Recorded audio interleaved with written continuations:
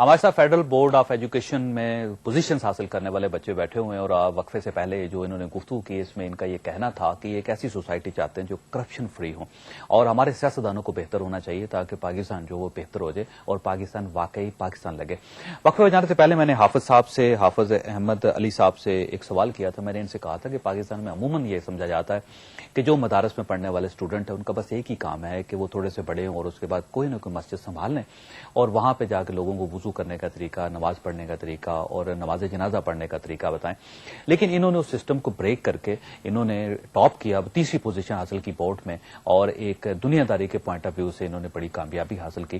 تو یہ جو ایک جنرل پرسیپشن ہے، اس پرسیپشن کے بارے میں ان کا کیا خیال ہے اور یہ اپنی اس بڑی کامیابی پر کیسا محسوس کر رہے ہیں؟ لیکن ساتھ میں آپ کو یہ بھی اناؤنس کرتا چلوں کہ جب یہ ان کے ساتھ گفتگو جاری تھی حافظ احمد علی صاحب کے ساتھ، تو پنجاب کے وزیر اعلیٰ صاحب نے یہ ٹیلی فون کر کے ان کو یہ یقین دلوایا کہ یہ جہاں تک تعلیم حاصل کرنا چاہے حکومت پنجاب ان کو فائنانس کرے گی۔ اب صاحب یہ جو جنرل پرسیپشن کہا جاتا ہے مدارس کے اسٹوڈنٹس کے بارے میں، اس کو ٹوٹنا چاہیے یا نہیں؟ بالکل یہ ختم ہونا چاہیے۔ یہ جو اصل مسئلہ یہ ہے نا کہ یہ جو انگریز ہمیں نظام تعلیم دے گیا تھا، یہ اس کی خرافات ہیں کہ ہمارے ذہن میں اس طرح کی باتیں آتی ہیں، ٹھیک، ورنہ آج سے پہلے 800 سال کا مسلمانوں کا دور گزرا ہے حکومت کا، اس میں تو یہی جو علماء جو مضامین پڑھتے ہیں انہی مضامین کو پڑھ کر پورا نظام حکومت چلا، 800 سال تک چلتا رہا۔ اب کیا ہوا ہے کہ وہ صرف مسجد تک ہی رہ گئے ہیں، پہلے انہوں نے پورے حکومت چلائی اور اب نہیں چلا سکتے۔ اصل مسئلہ یہ نہیں ہے، اصل مسئلہ یہ ہے کہ لوگوں کے جو کچھ وہ پڑھ رہے ہیں نا، ان کے شروع دن سے ان کے ذہن میں ایک غلط خیال ڈال دیا جاتا ہے علماء کے بارے میں، اور تھوڑا سا علماء کو بھی چاہیے کہ وہ آگے آئیں، وہ بھی اپنا زمانہ بدل چکا ہے، امپریشن ٹھیک کریں وہ بھی۔ بالکل۔ اچھا، ایک بچی ہمارے ساتھ آمنہ سرور یہ ٹیلی فون لائن پر ہیں اور یہ بات کرنا چاہتی ہیں حریم نثار صاحبہ سے۔ جی السلام علیکم بیٹا۔ السلام علیکم جی بیٹا، آپ کیا پوچھنا چاہ رہی ہیں؟ انکل، میں نے ایلیمنٹری بورڈ میں سیکنڈ پوزیشن لی تھی میرپور آزاد کشمیر سے، تو میں نے حریم بھائی سے ایک کوشچن پوچھنا ہے کہ مجھے میٹرک میں فرسٹ پوزیشن لینے کے لیے کیا کرنا پڑے گا؟ اچھا، پہلے آپ نے جو مڈل ہے اس میں آپ نے دوسری پوزیشن حاصل کی یا میٹرک میں؟ میں نے ایلیمنٹری بورڈ میں 8 کا، جو 5 اور 8 کا انہوں نے اسٹارٹ کیا ہوا ہے اس میں۔ اچھا، اس میں، اور اب آپ آگے پڑھ رہی ہیں۔ یہ کیا کریں جی آمنہ سرور، مجھے بتائیے نا ذرا۔ آمنہ سرور بیٹا السلام علیکم۔ وعلیکم السلام۔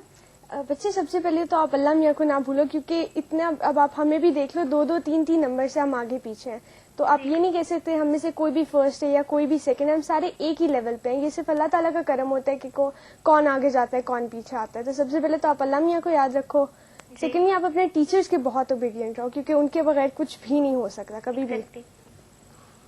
باقی محنت جاری رکھو اور دل صاف ہونا چاہیے، اسے بہت بات میٹر کرتی ہے، کیونکہ جتنی آپ کو دعائیں ملتی ہیں نا آپ کے دل صاف ہونے کی وجہ سے، وہی دعا اصل میں کام لاتی ہے۔ اچھا، یہ بتائیے جو میموری ہوتی ہے یہ یعنی یادداشت، کہ آپ ایک سوال دیکھ رہے ہیں یا آپ پیپرز پڑھ رہے ہیں یا آپ کتاب پڑھ رہے ہیں تو آپ کے اپنے مائنڈ کا حصہ بنا لیں اور اس کو جس کو رٹا کہتے ہیں، یہ ضروری ہوتا ہے امتحان میں اچھے نمبر لینے کے لیے؟ نہیں، بالکل بھی نہیں ہوتا، اسپیشلی اب تو فیڈرل بورڈ کا اسپیشلی اتنا چینج ہو گیا فارمیٹ کہ آپ صرف کانسیپچل اسٹڈی، آپ لیکچر اٹینڈ کرو اور صرف بک کے تک ریزرو مت رہو اور باہر دیکھو کیا ہو رہا ہے، کہاں اس کی اپلیکیشن ہو رہی ہے۔ اگر یہ سب کرتے ہیں تو پھر انشاءاللہ آپ کے مارکس بہت اچھے آئیں گے۔ اچھا مہنور، آپ بتائیے کہ وہی سوال جو میں نے شروع میں آپ سے کہا تھا کہ جو سیاستدان ہیں ہمارے، یہ کیا کیا کریں جس سے آپ سمجھیں کہ یہ آپ کے لیے ایکسیپٹیبل ہو گئے؟ سیاستدان مطلب وہ جو ٹپیکل اپنا سیاستدان والا امیج ہے نا، پہلے تو وہ ختم کر دیں۔ مطلب وہ کیا امیج ہے آپ کے ذہن میں، کس قسم کا امیج ہے؟ وہ یہ امیج ہے کہ وہ شو میں آئیں گے تو ہم دیکھتے ہی کہیں گے آج تو مہمان سیاستدان ہیں، تو بس یہ لڑیں گے، ایک دوسرے پہ الزام لگائیں گے، خود کچھ نہیں کریں۔ مطلب اب ابھی ہمیں وہاں روم میں انکل بتائے تھے کہ جو ایک میم ٹی وی پہ روز آ کے کہتی تھی جعلی ڈگری، آج انہیں کی جعلی نکل آئی ہیں۔ تو وہ جسے کہتے ہیں نا اپنے آپ کو پہلے شیشے میں دیکھیں اور اپنے آپ کو سدھاریں، سارے آپس میں لڑائی جھگڑا اور الزام لگانے کے بجائے۔ یعنی یہ کہ لڑا نہ کریں جیسے شو میں لڑتے ہیں ایک دوسرے کے ساتھ، اور ایک دوسرے کے اوپر الزام نہ لگائیں۔ مطلب پہلے اپنے آپ کو ٹھیک کریں، جب انڈیویجول نیچے سے لے کے اوپر تک سیاستدانوں تک جب انڈیویجول ٹھیک ہوں گے نا، تبھی وہ دوسروں کو کہنے کے کچھ قابل بنیں گے، ادروائز تو ہنسنے کے علاوہ وہ کچھ نہیں دیتے ہمیں۔ اچھا، یہ بات کیونکہ میں نے حافظ صاحب سے بھی پوچھنے، لیکن ایک اور ٹیلی فون لائن پہ ہمارے ساتھ کوئی کالر ہیں۔ جی السلام علیکم۔ وعلیکم السلام۔ جی آپ کہاں سے ہیں؟ جی اشتیاق میں بات کر رہا ہوں، فیصلہ آباد سے۔ جی جناب، حکم کیجیے۔ جی، یہ سسٹم کے حوالے سے آپ بات کر رہے ہیں، ہمارا سب سے پہلے تو آپ یہ دیکھیں کہ قانون ہی ہمیں اتنی یعنی کہ ریلیکسیشن دیتا ہے کہ ہمارے کسی بھی قانون پہ عمل کرنے کے لیے کوئی آدمی تیار ہی نہیں ہوتا. اگر میں آج ادھر ایئرپورٹ پر جاتا ہوں تو میں غلط پارکنگ کروں گا, اور دبئی ایئرپورٹ پہ اترتا ہوں تو مجھے سارے رول یاد آ جاتے ہیں. کیوں؟ مجھے پتا وہاں کا لا کیا ہے, جہاں پہ میں رہتا نہیں ہوں. ٹھیک ہے, وہاں پر اصل میں ہمیں پتا ہے کہ ہماری وہاں پہ کسی نے سننی نہیں ہے, جو لا ہے وہی لا ہے. چلیں, بہت مہربانی آپ کی. اچھا آپ سر یہ بتائیے کہ آپ کو سیاستدانوں میں کیا خرابیاں نظر آتی ہیں, ہمارے سیاستدانوں میں؟ ہمارے سیاستدانوں میں یہ خرابی ہے کہ یہ مثلا ابھی سیاست چند لوگوں کے ہاتھ میں ہے, چند خاندانوں میں, چند خاندانوں میں. ٹھیک. اس کو جو ہے یہ نہیں ہونا چاہیے, مساوات ہو, سب ہر کوئی آگے آ سکے. ٹھیک. جب یہ تو ابھی ان کی اجارہ داری ہے نا اس پر, گویا کہ سیاست پر اور حکومت پر, بس انہیں پتا ہے کہ ہمیں ہی گھومنا ہے اس نے. پھر ہر حلقے میں آپ محسوس کرتے ہیں کہ کچھ لوگ ہیں, انہی کے خاندانوں میں سے جو لوگ ہیں وہ سامنے آ رہے ہیں. ایم پی اے بھی وہی بنے گا اور ایم این اے بھی وہی بنے گا. فوج آ جائے تب وہ ان کی پارٹی میں شامل ہو جائیں گے, اور پاکستان مسلم لیگ نون جو ہے وہ اس کی ترقی کرتے ہوئے نظر آئے تو اس میں شامل ہو جائیں گے. پیپلز پارٹی کا مستقبل روشن نظر آئے تو اس کے ساتھ شامل ہو جائیں گے. جماعت اسلامی آئی, اس کے ساتھ شامل ہو گئے. عمران خان صاحب کو نظر آیا, دیکھا کہ یہ کامیاب ہونے کے چانسز ہیں تو ان میں آ گئے. لیکن خاندان وہی ہیں جن کے اندر سیاست گھوم رہی. اور آپ کا خیال یہ ہے کہ یہ جو ایک ہے صورتحال یہ ٹوٹنی چاہیے؟ بالکل ٹوٹنی چاہیے. بالکل فرعون کا طریقہ تھا کیپنگ بلڈ پیور, کہ وہ اپنا خون اپنے تک ہی رکھتے تھے. بیٹے کے بعد مطلب باپ کے بعد اس کا بیٹا آئے گا, اس کے بعد اس کا بیٹا آئے گا, اور یہی ہمارے اندر ہی ہو رہا ہے. تو دیکھا جائے تو ہم انہی کی کاپی کر رہے ہیں.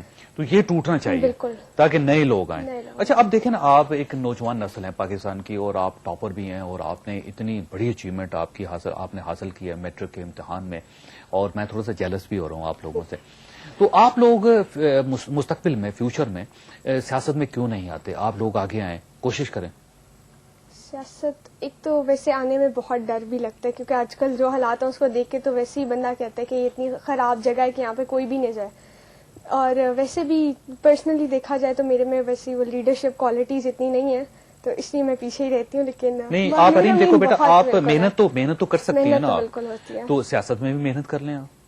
ہاں, لیکن جس طرح کچھ لوگ بنے ہوتے ہیں نا, کہ جس طرح اقبال بھی تھے, قائد بھی تھے, لیکن قائد کا کام تھا مطلب ان کو لیڈرشپ کوالٹیز ان میں تھی, ان کے اندر وہ تھا بدلنے کا, اور بولنے کی صلاحیت تھی ان کے اندر. اقبال اپنے طریقے سے انہوں نے بدلا, قائد نے اپنے طریقے سے بدلا. تو ہر بندے کو اپنے ٹیلنٹ کے حساب سے بدلنا چاہیے سوسائٹی کو. اچھا, آپ یعنی یہاں تو خوف کی وجہ سے نہیں جا رہی, یا ٹیلنٹ کی کمی محسوس کرتی ہیں جس وجہ سے سیاست میں نہیں آ رہی ہیں آپ؟ بالکل, اپنے طریقے سے مطلب اپنی سیاست کرو, اپنے شعبے میں سیاست کر کے آگے بڑھو. نہ کہ ضروری تو نہیں ہے نا کہ آپ جب تک سیاست میں نہیں آتے, یہ ٹپیکل سیاست ہے, اس میں نہیں آؤ گے تب تک آپ کو چینج ہی نہیں کر سکتے. اچھا, میں نے مانور کی طرف جانا ہے, لیکن ایک بچی راولپنڈی سے وہ ٹیلی فون پہ. جی السلام علیکم بیٹا. وعلیکم السلام. جی بیٹا. جی میں زینب بات کر رہی ہوں راولپنڈی سے. میں 7th کلاس میں ہوں, میں حفظ بھی کر رہی ہوں.